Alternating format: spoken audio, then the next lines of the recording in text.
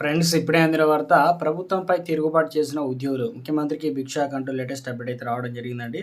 So ఆ వివరాలు ఏంటనేది వీడియోలో తెలుస్తుందా, వీడియోని స్కిప్ చేయకుండా పూర్తిగా చూడండి. కంప్లీట్ ఇన్ఫర్మేషన్ అయితే అర్థమవుతుందండి. మీలో ఇంకెవరైనా సరే మన ఛానల్ సబ్స్క్రైబ్ చేయకుండా వస్తున్నట్లయితే వెంటనే మన ఛానల్ సబ్స్క్రైబ్ చేసుకోండి. ప్రభుత్వం నుంచి వచ్చే లేటెస్ట్ అప్డేట్స్ అన్ని కూడా ముందుగానే మీ ఫోన్ నోటిఫికేషన్ రూపంలో అందించడం జరుగుతుందండి. చూస్తున్నారు కానీ లైక్ చేయడం మర్చిపోతున్నారు.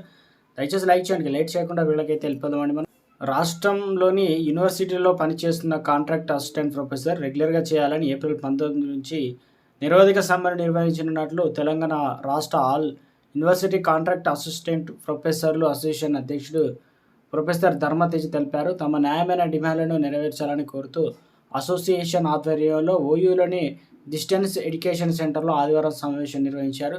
ఈ సందర్భంగా ధర్మతేజ మాట్లాడారు. కాంట్రాక్ట్ అసిస్టెంట్ ప్రొఫెసర్లకు బేసిక్ డీఏ కావచ్చు, హెచ్ఆర్ఏ 3% ఇంక్రిమెంట్‌తో కూడిన వేతనాలు స్కేల్‌ను అమలు చేయాలని డిమాండ్ చేశారు.